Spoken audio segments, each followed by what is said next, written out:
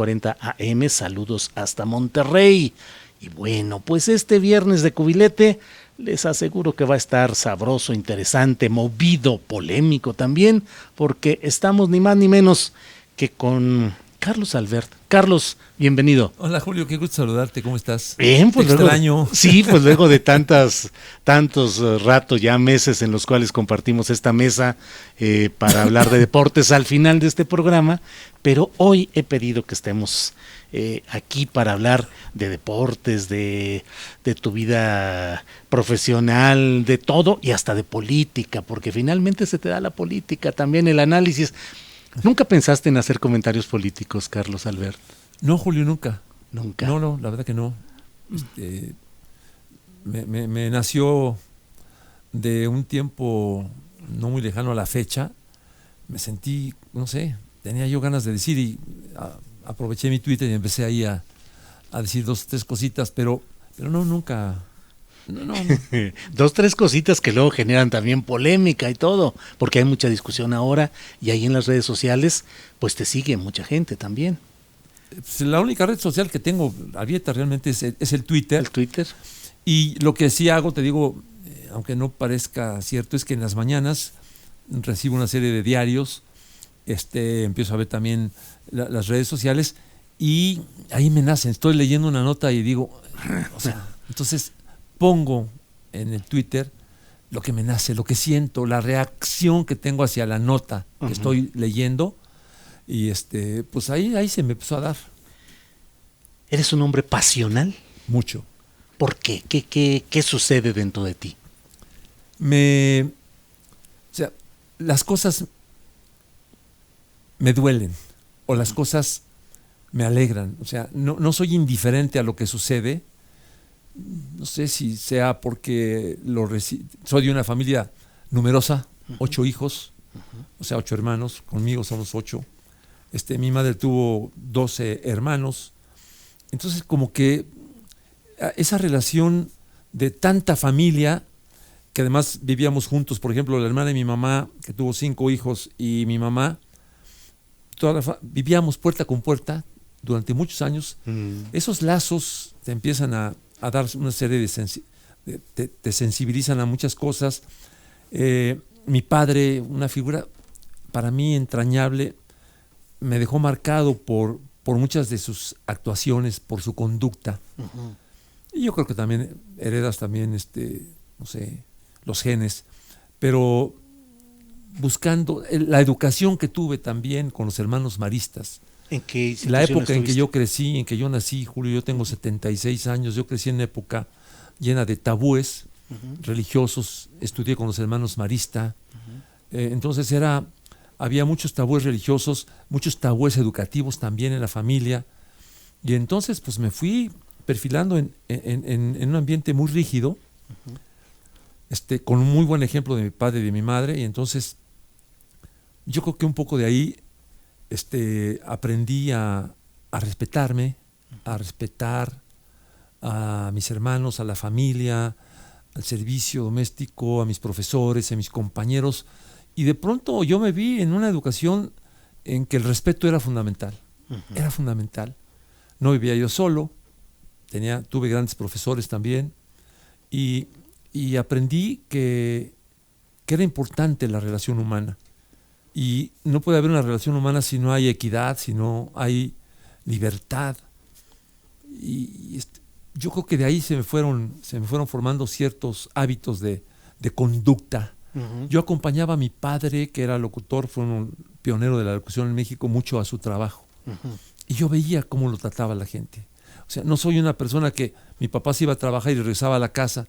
Yo lo acompañaba muchísimo al trabajo. ¿A qué a las estación? Cabinas, a la cabina del XW, a la cabina del XQ, a los programas que hacía en vivo en aquel entonces, en esas cabinas tan maravillosas que eran estudios.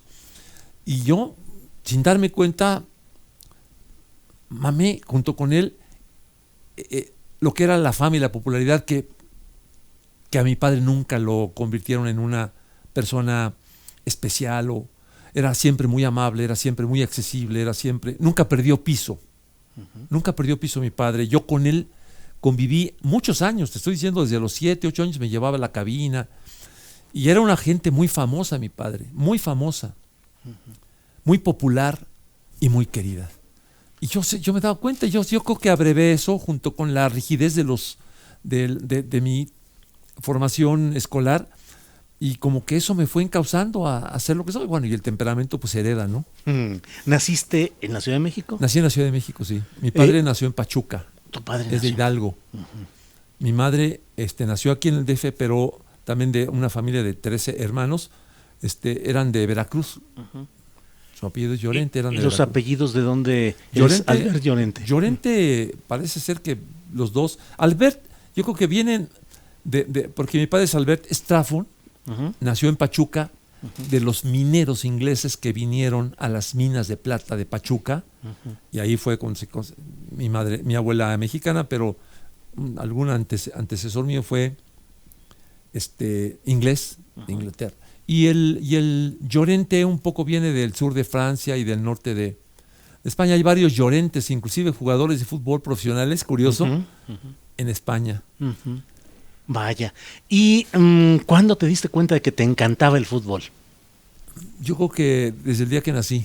¿Tanto así? Sí. Primera patada y primer llorido era por la cuestión futbolera. Cuenta mi padre y mi madre me lo platicaron, que cuando nací, mi papá, cuando me fue a conocer, recién nacido, que me fue a conocer, que le dijo a mi mamá: oye, este niño tiene las patas muy largas, va a ser futbolista. Mi mamá me lo platicaba porque con el tiempo llegué a ser futbolista profesional. Pero tuve la suerte, te digo, de vivir en un lugar en donde yo nací, en el Parque de Río de Janeiro, que es un parque, en aquel entonces para mí era enorme. Hoy es una pequeña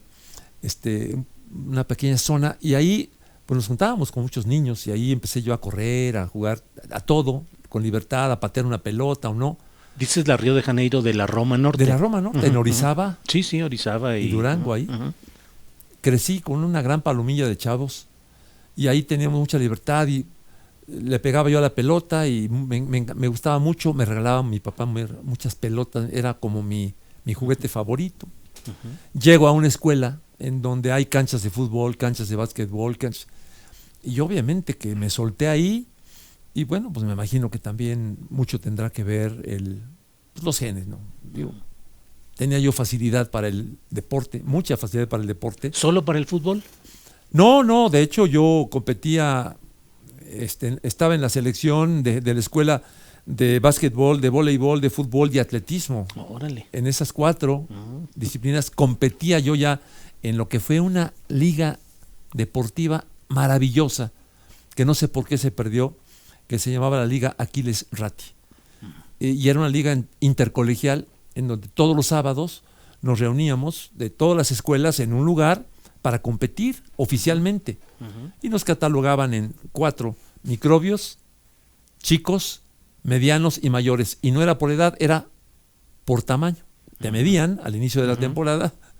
Y entonces tú participábamos en voleibol, básquetbol, atletismo, en muchos deportes, con el Cristóbal Colón, contra el Simón Bolívar, contra algunas escuelas también de gobierno, y ahí fui creciendo en un ambiente de mucho deporte y mucha competencia. Yo competíamos en el deporte, no nada más era, pero sin querer. O sea, tuve la suerte de que en esa escuela donde yo estudiaba había un gran apoyo de los hermanos maristas para el deporte, pero un gran apoyo. ¿Era qué escuela, qué institución? Colegio México. Colegio México. Que tenía los hermanos maristas, que tuvieron un gran impulso en la educación de este país en esos años, en los 50, 60, tenían 3 escuelas. El Colegio México, donde yo estudiaba, en Mérida 50, en la calle de Mérida. El Instituto México, que estaba en la calle de Amores y Coyoacán, Avenida Coyoacán. Y el Internado México, que era un internado que estaba por Tlalpan, por allá por el Estadio Azteca, cuando todavía eso era pues puros prados y prados y prados, ¿no? Entonces los hermanos maristas apoyaban muchísimo el deporte, muchísimo. Yo creo que también eso me sirvió. Tenía yo de todo ahí. No me faltaba para jugar. Y el paso al fútbol profesional, ¿difícil es conseguir entrar a las ligas profesionales de fútbol? Es muy difícil, sí, es muy difícil, Julio. Pero te digo, yo creo que otra vez fui ahí, es que es muy difícil, la gente no me lo cree, pero yo llegué al fútbol profesional prácticamente sin querer, sin buscarlo. Nosotros en la secundaria teníamos un muy buen equipo de fútbol y yo entré era muy chico, mi papá era muy latoso, me mandaron a la escuela de muy chico. Ajá. Entré antes de tiempo, no podías entrar antes de los 7 años. Ajá. Y yo sí entré antes de los 7 años a un kinder que estaba pegadito al edificio donde nací, allá en Río de Janeiro. Y cuando me manda mi papá al Colegio México, llego con un poco de edad, era yo muy alto, entonces como que daba la pala. Me aceptaron en el Colegio México y entonces ahí empecé a desarrollar, como te digo, con el salón, en los recreos, jugábamos de todo ahí. Y de pronto llegó un profesor de esos que impulsa mucho el deporte, que le encantaba el deporte, el profesor Alberto Godínez, y le metió muchas ganas, empezó a buscar a los que más o menos creía que jugábamos bien y nos convirtió en un equipo y nos inscribieron en una liga de la Federación Mexicana de Fútbol. Ya no la intercolegial, sino que de pronto coincidimos varios muchachos de los colegios México, de esos 3 que te digo, coincidimos en una camada tan excepcional, Julio, que de los 15 jugadores que éramos más o menos, 12 fuimos jugadores profesionales. Vaya. Y 12 llegamos a la selección nacional. Imagínate esa camada de chavitos en la prepa. Jugábamos en la prepa, todos. Entonces nos metieron a una liga de la Federación Mexicana de Fútbol que se llamaba la categoría de reserva especial. Estaba reserva especial, luego reserva y luego profesional. Nos metieron a la reserva especial con este equipo que te digo. Julio, ganamos invictos, no perdimos un solo juego en esa liga de la Federación Mexicana de Fútbol. Nos enfrentábamos ya no contra colegios, nos enfrentábamos contra equipos de todo tipo, de los tranviarios, de una fábrica de Biplamex, el equipo de la cervecería Modelo, contra ellos, y ganamos invictos, y entonces pasamos a la reserva profesional. Obviamente no había un equipo profesional que nos respaldara, pero el problema era la liga de reserva, los equipos contra los que jugábamos profesionales eran América, Universidad, Necaxa, Atlante, los de la capital, y luego Toluca, Zacatepec, que estaban muy cerca, y luego para completar el número de equipos de la primera división y que jugáramos en el mismo calendario, no sé si me estoy explicando, sí, la federación rellenó esa categoría con equipos como el nuestro, el CUM, como el Biplamex, como la cervecería Modelo que tenía, y entonces se completaba el número de equipos de la liga para seguir su calendario, pero teníamos la obligación de ir a jugar los preliminares cuando íbamos como visita, y ellos venían a nuestra cancha en la prepa cuando éramos locales, y ahí nos empezaron a ver jugando como reservistas. Pues en los preliminares acababan viéndonos los técnicos de los equipos de la primera división, que ya estaban ahí en el estadio esperando entrar a jugar. Llegaban 2 horas antes, 2 horas y media, y ahí nos empezaron a ver cuando jugábamos en Ciudad Universitaria, cuando jugábamos en el estadio del Zacatepec, cuando jugábamos, nos vieron, nos veían los... Ahora se habla de que hay quienes piden dinero para que puedan debutar o participar jugadores en niveles superiores. ¿Se da eso? Sí. Digo, por supuesto que no es en todos lados, pero sí, pasa mucho. Por la necesidad, por las ganas del padre de familia que ve que su hijo puede y lo quiere llevar, y hay gente que sí se aprovecha. Y o sea, no es oficial, pero lo hacen bajita la mano. ¿Hasta en el nivel máximo de la primera división, de la división máxima del fútbol profesional? No, ahí no. No, ahí no. Ahí lo que ahí pasa es que ahí se ha desvirtuado mucho, porque sí, hay técnicos que están de socios de los representantes. Y ahí es peor, ¿no? Peor que lo que pasa en el amateur, porque ahí resulta que si yo soy el técnico y tú eres el representante y somos socios, pues tú llegas conmigo y me dices, oye, fíjate que tengo a este gran jugador, que es casi como decir, lo tenemos, y nos vamos a llevar tanto tú y tanto yo, y me clavo con él. Sigue pasando actualmente muchísimo en el fútbol mexicano, pero muchísimo. Hay técnicos que son socios de representantes y que Y lo peor, Julio, no solamente eso, hay representantes que son socios de los dueños de equipos. Tú vas a decir, ¿para qué? Pues para que saquen dinero de una bolsa de la izquierda y la metan a la derecha.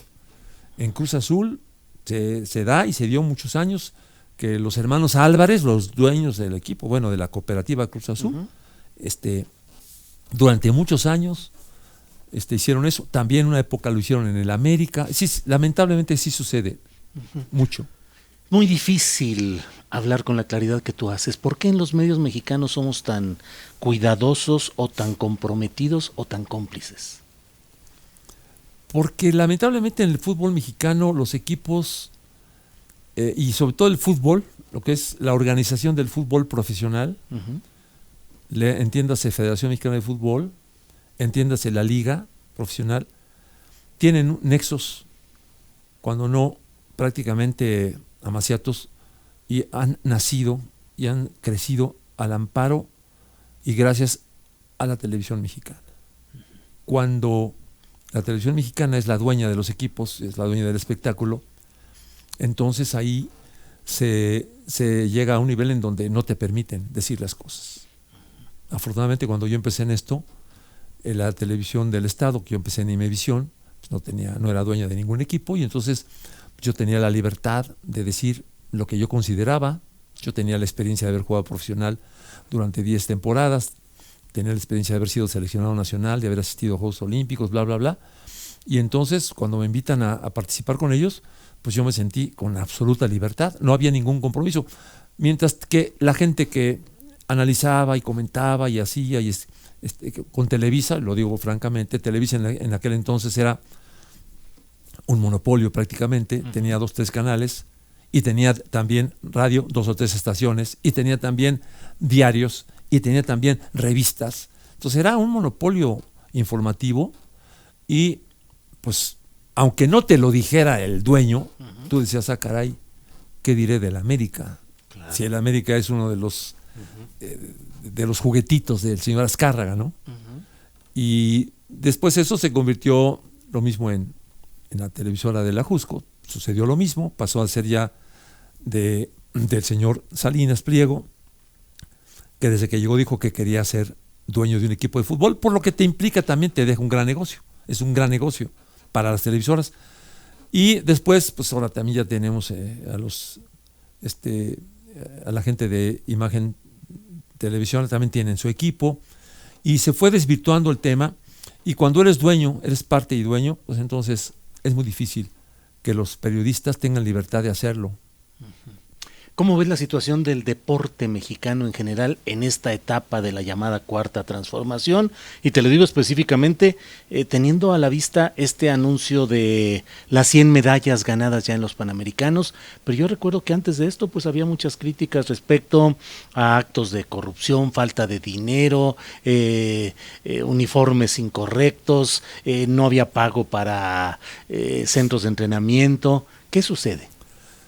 Yo creo, Julio, que va a tener que pasar lo mismo que va a pasar en otras áreas, aunque sea mi debilidad del deporte, pero yo creo que también vamos a tener que entrar a la dinámica de un gobierno que quiere hacer las cosas diferentes. Hay una gran corrupción en el deporte, una gran corrupción a nivel de federaciones, de asociaciones, y también por ahí había una gran fuga. En el momento en que las federaciones empiecen a trabajar correctamente, en que se respete al deportista, sus derechos, yo creo que nos puede ir bien. Pero sí creo que vamos a vivir un bache muy fuerte, porque hoy por hoy yo soy de los que pienso que por lo menos el 90% de los éxitos de los deportistas mexicanos no se deben a esfuerzos del gobierno. Se deben, en mayoría de los casos, a esfuerzos familiares, a gente que ve que su hijo está haciéndola muy bien en tal cosa o que le gusta y lo sigue apoyando con sus clases particulares, o lo lleva a una academia de taekwondo, o lo lleva a un lugar en donde haga gimnasia rítmica y pagándole sus cosas, y le paga después que hay un torneo intercolegial, le pagan sus gastos los papás y ahí lo llevan al niño o a la niña y le pagan su viaje y le pagan, porque no han sido apoyos del gobierno. El gobierno ha dilapidado muchísimo dinero en cosas que no tienen nada que ver con el deporte en sí. Toda la corrupción que vemos que está brotando por todos lados, en el deporte no es excepción. Hay una gran corrupción en la administración deportiva en este país. O sea, recibir los recursos del gobierno federal, supuestamente aplicarlos y establecer formas de desviación y de rapiña como en todo lo demás. Totalmente. Falsear facturas. Y compras de no sé, de equipos, gastos de oficina, viajes de los directivos de la federación fulana de tal, que el congreso de no sé qué. Y al final, cuando un muchacho, una niña, un niño necesita el apoyo para asistir a un nacional representando a su colonia o a su... Pues no hay. Entonces, ¿quién? El 90% de los apoyos de los grandes deportistas de este país, en todo tipo de disciplinas, vienen de su familia, vienen de esfuerzos personales, ¿no? Mientras que los directivos del deporte en este país se la pasan a todo dar. ¿Te irrita la corrupción? Mucho, muchísimo. ¿Cómo has sobrevivido en este ambiente de tanta corrupción? Yo creo que gracias ¿Te sientes aislado, marginado, desatendido? Me pasó al principio cuando la primera gran decepción que tuve a nivel grupal fue cuando hice el sindicato de futbolistas. Sí. Que lo hice después de mucho trabajo que me costó mi carrera. Yo tenía 23 años, 24 años cuando me corren del fútbol. Me vetan por haber hecho el sindicato. 24 años. Apenas empezaba yo a aprender a jugar fútbol profesional y me corren. Ahí me sentí muy solo. Sabía que era el gran riesgo. Lo presentí porque yo conocía a mis compañeros, a mis colegas, a los futbolistas profesionales, y me di cuenta de que no iba yo a poder contar con ellos. Pero lo hicimos, lo jalamos, obtuvimos el registro oficial de sindicato, le pusimos la mesa al futbolista para que no arriesgara y que tuviera un futuro digno, y pues lo tiraron a la basura por miedo. Los directivos presionaron, me corrieron del fútbol, a mí y a otros 4 o 5 que formábamos la mesa directiva de un sindicato, que fue sindicato porque era la única forma en que encontramos para tener una defensa jurídica. No había otra forma, no había otro esquema, no podíamos ser una asociación civil porque nos ignoraban y ya no podíamos, o sea, la única forma en que, como presentíamos, íbamos a tener enfrente la reticencia absoluta de la Federación Mexicana de Fútbol y de los dueños, era un sindicato que tenía el apoyo legal, constitucional, de la huelga. Sabíamos que era un recurso al que íbamos a tener que llegar, como sucedió. Y lamentablemente doblegaron a mis compañeros, se asustaron, hubo desbandada y nos quedamos 2 o 3 y al final me quedé yo solo con el famoso sindicato. En estos nuevos momentos que se viven en el país, ¿podría ser viable retomar la idea de un sindicato de futbolistas?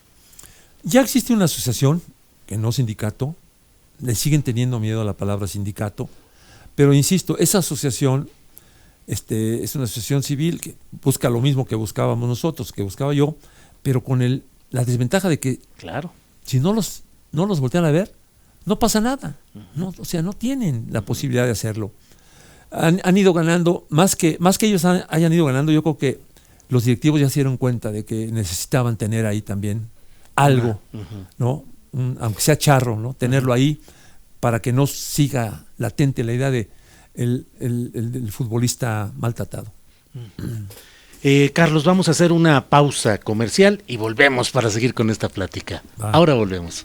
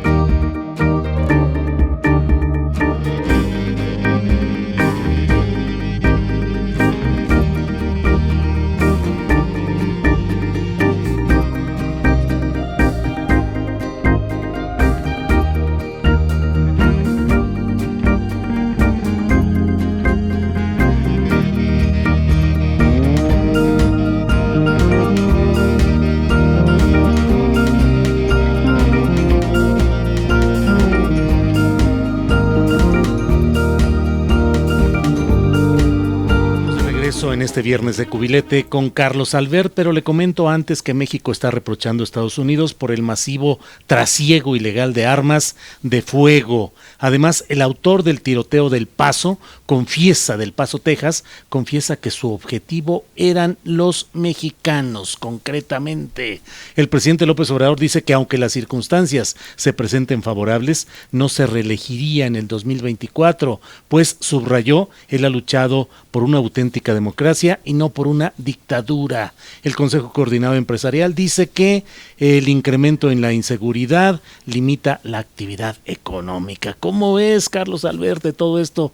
Montones de informaciones todos los días que nos impactan, y una tras otra. Ayer 19 personas asesinadas en Uruapan, varios colgados en los puentes, y nos vamos haciendo a la idea de que todo esto es la normalidad de nuestro México. No, y lo peor es que no nos damos cuenta de que esto no nació de la noche a la mañana, ¿no? Esto viene siendo una descomposición social, Julio, tú mejor que nadie lo sabes, desde hace muchísimos años, que se pudo haber minimizado, se pudo haber casi eliminado si hace 60 años los gobiernos se hubiesen dado cuenta de la necesidad que este país tenía de leyes que nos llevaran por buen camino. Yo me acuerdo que este país era maravilloso, éramos exportadores de caña, exportábamos maíz, tenemos 2 litorales extraordinarios, el Pacífico y el Golfo, con aguas diferente, y minería, y tenemos bosques, y tenemos una historia maravillosa, y de pronto todo eso se nos fue de las manos por no haber tenido la capacidad de reacción y habernos ido por la fácil, que teníamos que haber sido los que nos fuéramos por la difícil. Pero bueno, perdón. Carlos, luego le entramos aquí a este juego del cubilete en el cual quien gana le hace la pregunta que quiera al otro, cómoda, incómoda, de lo que quiera. ¿Le entramos? Ya, a darle. Órale, éntrale ahí. No están cargados, ¿Quién sabe? Ay, híjole, un as y un rey.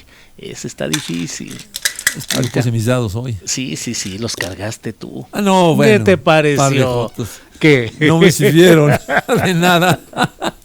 Un par de jotas. Y ahora, si decimos jotos se enojan, entonces par de jotas. La letra, ¿no? J, sí.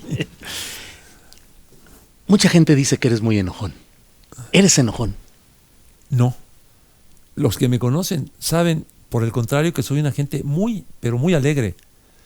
Tanto que a mí me gusta mucho, por ejemplo, el humor negro. Yo me burlo mucho de mí mismo. Uh-huh. Y con mis compañeros, ellos te pueden decir, y con mi familia y con mis amigos, soy una gente muy alegre, me gusta, pero me tomo muy en serio mis responsabilidades de trabajo.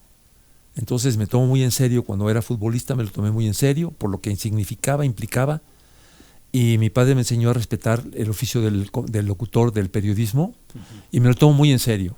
Pero de ahí en fuera no. Pero a veces tus debates son muy apasionados. Sí, porque estamos en extremos, y hay veces que las medias tintas no arreglan nada.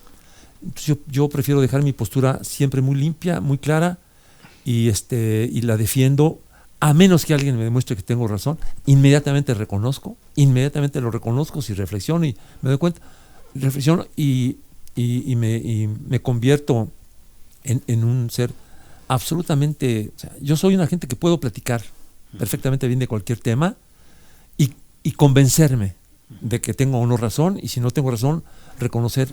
Esto también lo aprendí mucho en el tipo de programas que he hecho, o sea, programas de mesa redonda. Tienes que aprender a escuchar y después hablar, escuchar y hablar.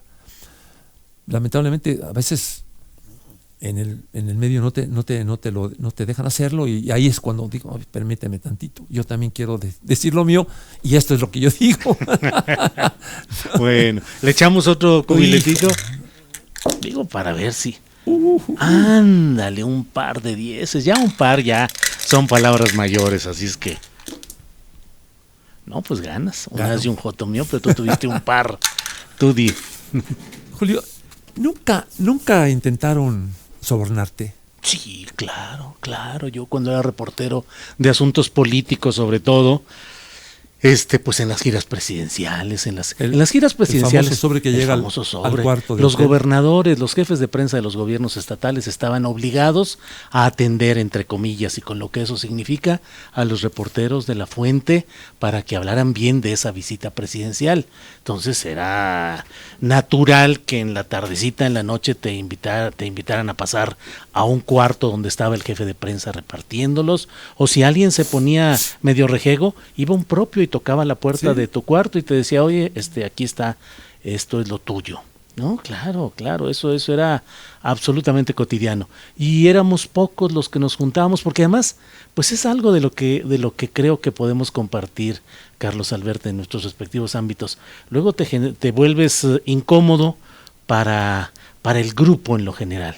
Te vuelves los 2, 3 que dicen que no reciben dinero y que andan por su lado y que hacen las preguntas molestas, porque claro que el jefe de prensa te quiere dar dinero para que no vayas a preguntar en la rueda de prensa lo que incomode al gobernador del estado, y para que digas que la visita del presidente fue magnífica, que se inauguraron cosas, que todo en un ambiente de paz y tranquilidad en el estado fulanito. Y desde luego en el gobierno de Peña Nieto hubo particularmente gente que te decía, bueno, pues no es cuestión del dinero en efectivo, haz una empresa. Digo, trasladándolo al ámbito deportivo, pues Carlos, haz una empresa de análisis deportivos y de comentarios, sí, claro, y de asesoría en asuntos deportivos, nos facturas y ya no es que te estemos dando el dinero en la mano así directamente, pero eso fue muy frecuente, y jefes de prensa de oficinas, de instituciones, de secretarías que tenían institucionalizado la entrega del dinero, de tal manera que había reporteros que con un pragmatismo pues del cinismo que había en aquellos tiempos decían, el corrupto no es el que recibe dinero, sino el que lo exige. Si tú lo puedes recibir nada más, pues bueno, no hay problema, pero el que lo anda exigiendo, el que anda, ese sí es un corruptazo. Pero bueno, así es este asunto. Fíjate que yo tuve una experiencia también muy triste en ese sentido, cuando estuve en el Instituto del Deporte del Distrito Federal, como director general, dejé al mismo jefe de prensa que había, porque pues yo no tenía contactos ni me dedicaba a eso, de la política. Entonces se quedó, y un buen día llega y me dice, oiga, don Carlos, fíjese que va a haber reunión con los periodistas, su grupo de asesores de periodistas, y hay que llevarles. Dije, a ver, hay un grupo de asesores de periodistas aquí, sí. ¿Y quiénes son? Fulano, perengano. Todos jefes de página o directores de las áreas. Dije, ¿qué es eso de lo del? Pues tal, cada vez que hay tal. Dije, no, pues ¿sabes qué? Diles que no va a haber, y te prohíbo que des pero para nada. Bueno, Julio, no, ¿qué te puedo decir? Claro, pues sí. Me los eché, y eso fue parte de mi calvario como funcionario público, porque me agarraron, pero ni un centavo volví a dar, ni un solo centavo volví a dar. O sea, se me hizo escandaloso. Y luego llegó y me dijo, oiga, ok, que si ya no, pero que si pueden hacer un consejo de fungir como sus consejeros en cuestiones de. Le dije, pues yo te tengo a ti para eso, ¿no? Y tú cobras aquí en la normal y todo. Bueno, Julio, te digo, una experiencia tristísima en mi vida fue eso para mí, porque además 2 eran gentes muy queridas por mí. Yo empecé a escribir también en diarios toda mi vida, me encanta escribir, y los conocía, y jamás pensé, yo no me movía, yo escribiera.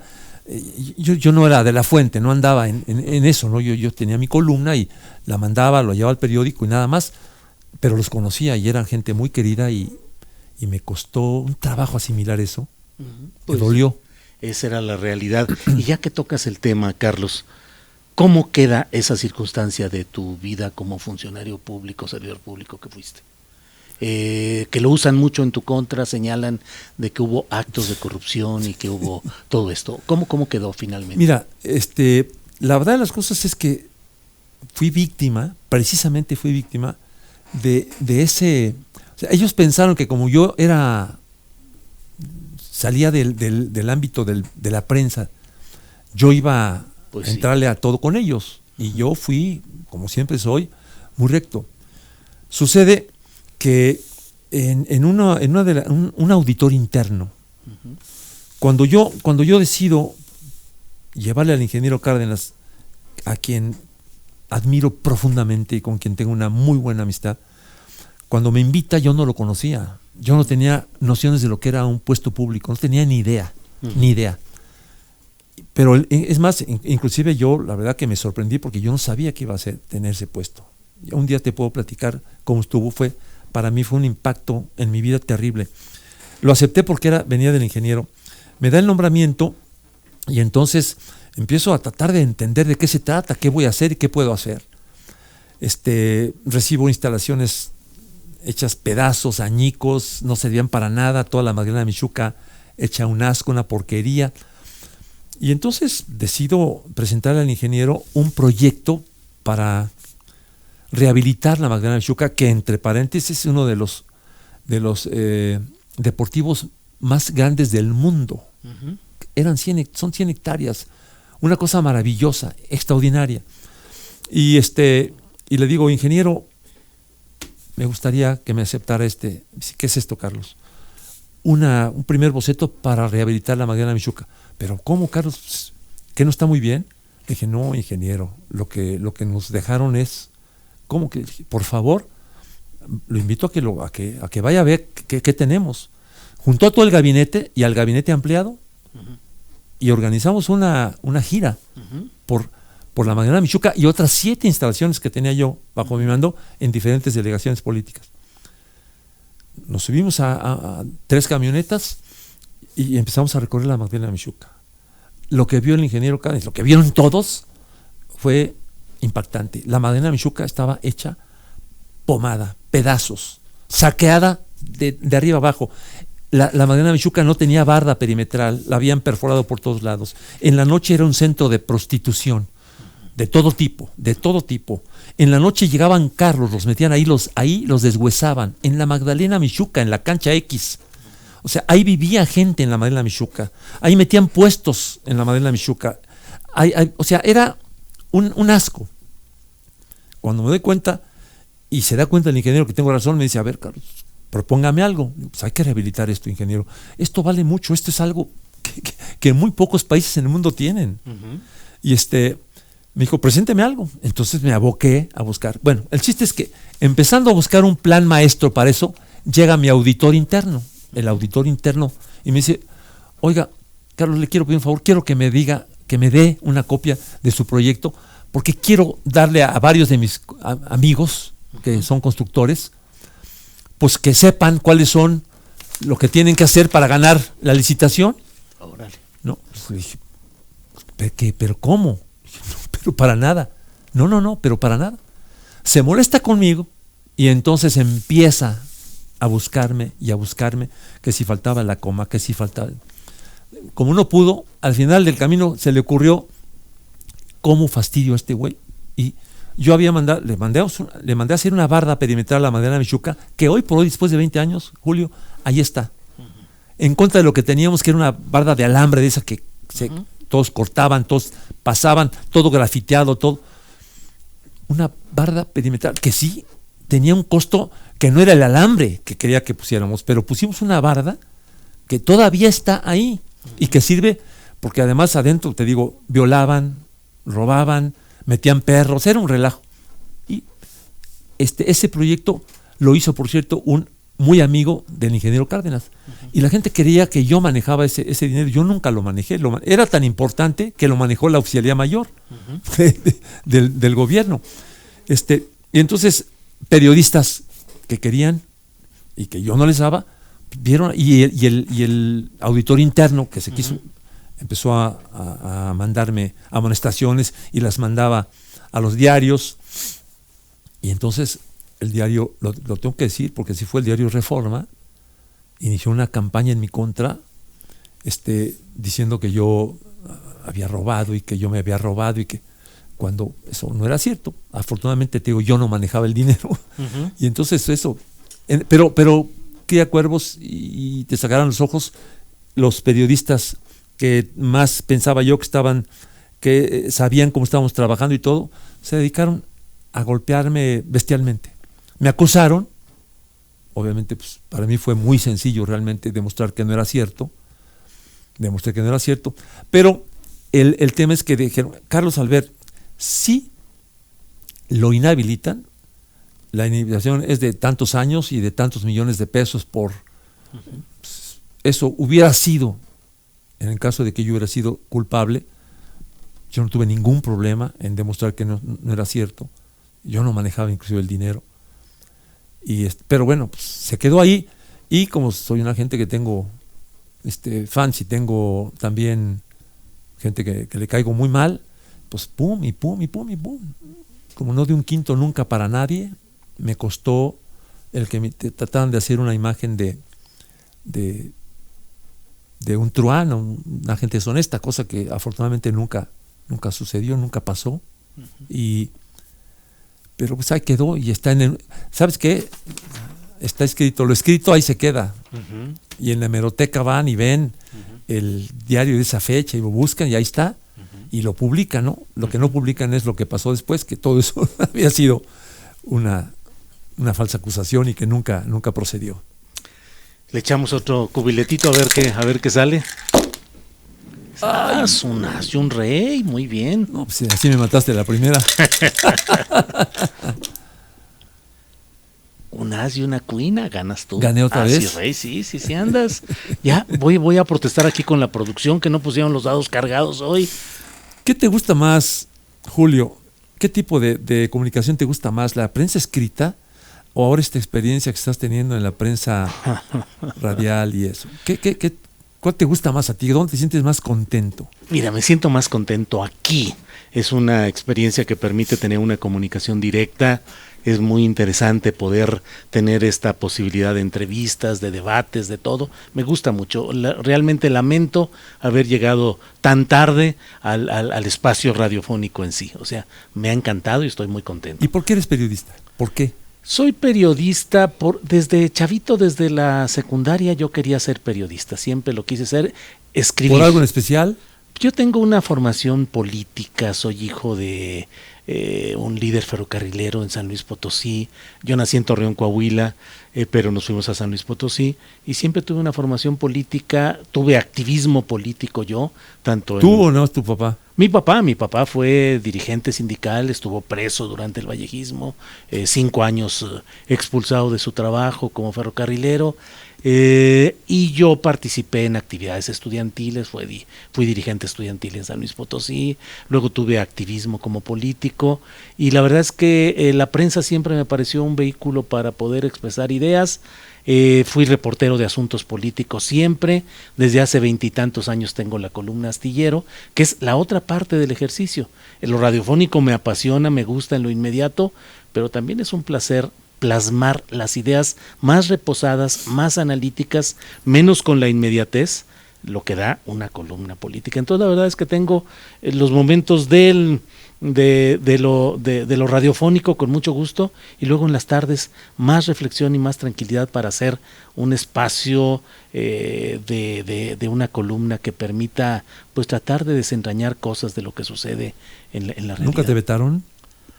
No, fíjate que no, he tenido la fortuna, verdaderamente la fortuna de estar en un medio que es una excepción, como es La Jornada, que no tiene un dueño específico, que fue creado como una iniciativa civil y que con dinero de la gente se juntó el monto suficiente para echar a caminar una empresa que no tenía para vivir más que 2 semanas, 3 semanas, y fue caminando la historia de La Jornada. Yo estuve primero en el 1+1, soy fundador de La Jornada, y pues en La Jornada nunca he tenido ningún tipo de problema, pero sé de muchos otros medios. ¿Y amenazas?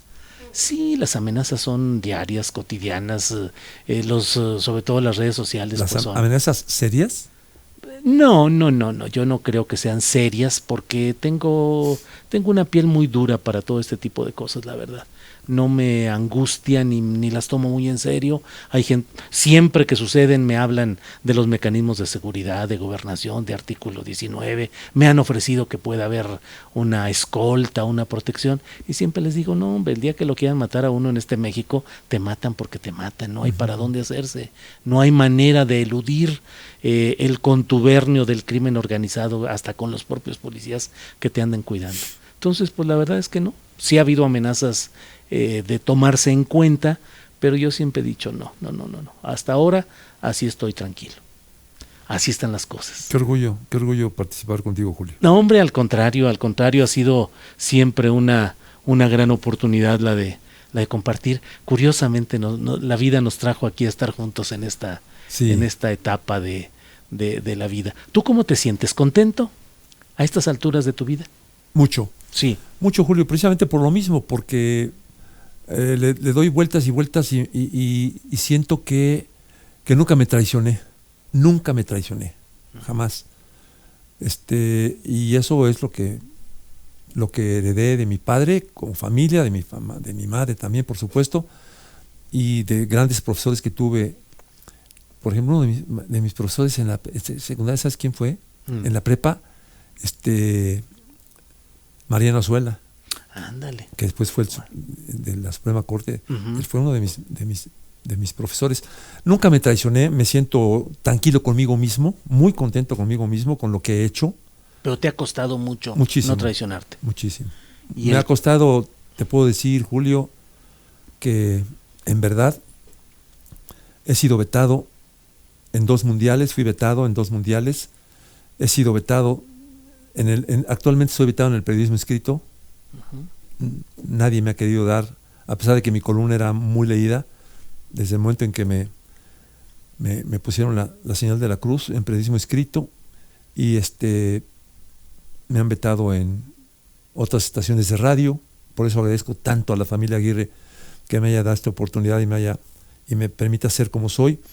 Entonces, sí, he perdido mucho, económicamente muchísimo dinero he perdido, pero no lo cambio por poder llegar a mi casa. Mis hermanos conocen cuál ha sido mi historia, mi familia, mi esposa, mis hijos me conocen perfectamente bien. ¿Cuántos hijos tienes? Tengo 2 hijos. Tengo 2 hijos y es ahí donde yo me siento fuerte, con los que me conocen y saben cómo son. Mis compañeros, que también poco a poco te empiezan a conocer y se dan cuenta de que muchas de las cosas que dicen de ti pues no son ciertas. Me ha gustado siempre tratar de ser un muy buen compañero. Trato de ser un muy buen compañero. Entonces, ¿te ha tentado la política? ¿Ser candidato? No, nunca. Después de lo que viví, jamás. O sea, lo acepté, no, tengo que platicar cómo estuvo, pero lo acepté porque era el ingeniero Cárdenas, a quien yo ni siquiera había tratado, y de él vino la invitación. ¿Hoy te sientes cercano a las propuestas de Andrés Manuel López Obrador? Sí, muchísimo. Quizá no en formas tanto, pero profundamente en fondos. ¿No? Yo quiero mucho a mi país. El fútbol te deja eso. El fútbol te enseña a querer tu equipo, tu vecindad, tu escuela, lo que te está protegiendo, lo que te está envolviendo. Y aprendí lecciones muy interesantes acompañando a mi padre a su círculo de trabajo, que era el periodismo. Y yo creo que cuando lo acepté por el ingeniero, pero yo no tenía ni idea. Julio, la gente no me cree, te lo voy a decir en serio.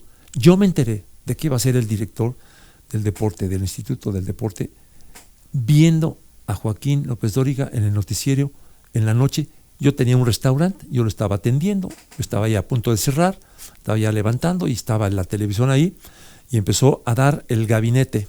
El gabinete del ingeniero Cárdenas, pam. Ya me habían buscado 2 o 3 gentes para pedirme trabajo. Yo dije, pues qué raro, ¿por qué me vienen a pedir trabajo? Y de repente, el gabinete ampliado, director del deporte, Carlos Albert Llorente. Yo me enteré por la televisión que iba a ser. El ingeniero ni se molestó en preguntarme. No sabía si yo iba a aceptar o no.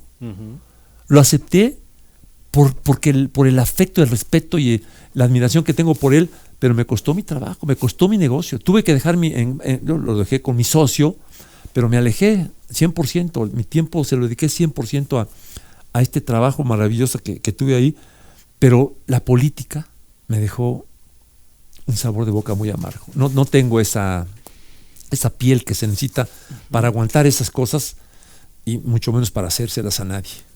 Se nos va el tiempo, Carlos Albert, muchas gracias por esta oportunidad de una plática a fondo con una personalidad, con un hombre a quien respeto, a quien admiro también por esta tenacidad y esta lucha. Nos quedan muy pocos ya segundos, pero nomás te pregunto, ¿vale la pena luchar? Sí. A fondo. A fondo. Pase lo que pase. Pase lo que pase. Si estás convencido, hay que hacerlo. Si no, no. Pero nadie más que uno mismo sabe cuál es la gran recompensa de saberte que nunca te traicionaste a ti mismo por otro tipo de intereses. Yo, lo único que les voy a dejar a mis hijos, aunque suene muy trillado, es precisamente mi trabajo y mi forma de ser, de respetarme a mí mismo, de respetar a mi país, a mi familia, los valores que mis padres y mis profesores me inculcaron. Carlos Albert, muchas gracias por esta oportunidad. Un abrazo para ti, Julio. Gracias. Fue un honor para mí. Igualmente. Gracias.